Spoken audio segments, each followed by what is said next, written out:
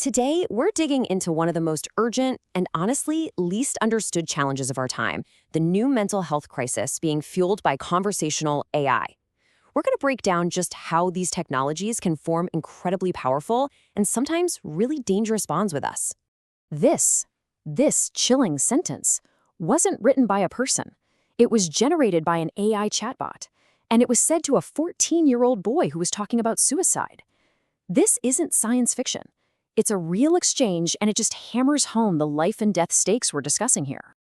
So, to really understand how we got to this point, we need to talk about the tragic story of Sewell Setzer III. His case has become this really stark warning about the dangers of these unregulated AI relationships. What's just so terrifying about this timeline is the speed of it all. In April 2023, Sewell, a normally athletic teenager, starts using this chatbot app called Character.ai. Within just a few months, he becomes severely withdrawn, he's sleep-deprived, and so depressed he quits his basketball team. Then just 10 months after he started using the app, he was gone. This was his last conversation. When Sewell told the AI he could come home right now, the bot, which he saw as a loving partner, it encouraged him. Its response was, "Please do, my sweet king." And just moments later, he took his own life. This interaction shows the direct and just devastating influence the chatbot had. So how does this even happen? How can a bunch of code, a simple computer program, create an emotional bond so powerful it can contribute to a tragedy like this? Answering that question takes us deep into the psychology of how we humans interact with AI.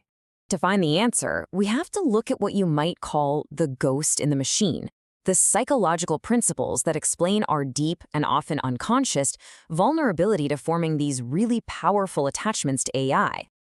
This phenomenon actually has a name. It's called the ELIZA effect. It was first spotted way back in 1966 with one of the very first chatbots, a program named ELIZA.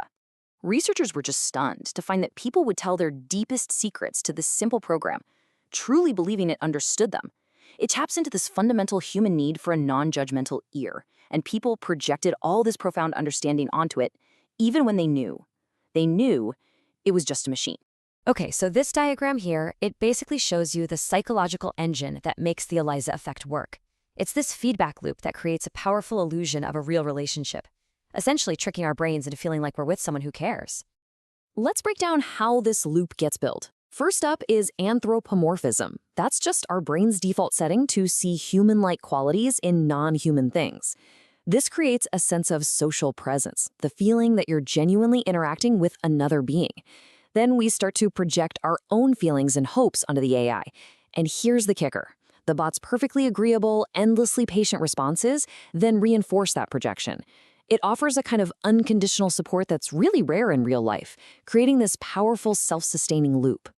And what's so scary is that Sewell Setzer's story, it's not some isolated incident. The psychological loop is creating a much wider pattern of dependency, delusion, and very real danger for vulnerable people all around the world.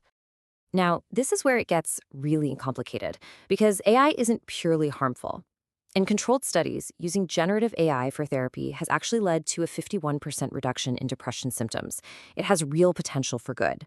But, and this is a huge but, that potential comes with a massive catch, something researchers call the isolation paradox. While chatbots might reduce loneliness in the short term, over time they often lead to users withdrawing from the real human relationships they need. The AI offers constant, easy validation that messy human connections can't always match, and that just makes the underlying problem of isolation even worse. And the results of this paradox are absolutely devastating. We're talking about a man who had a psychotic break, believing he'd birthed an AI, a woman with bipolar disorder who went off her meds, convinced by her bot that she was a prophet. Another man quit his schizophrenia medication because he was in love with his chatbot. And a father in Belgium died by suicide after a bot encouraged him to sacrifice himself to stop climate change. The pattern is clear, and it is terrifying. So, with these extreme risks, what's being done to protect people? Well, society is finally starting to grapple with this, and we're beginning to see some digital lines get drawn in the sand. The most significant step we've seen so far has come from Europe.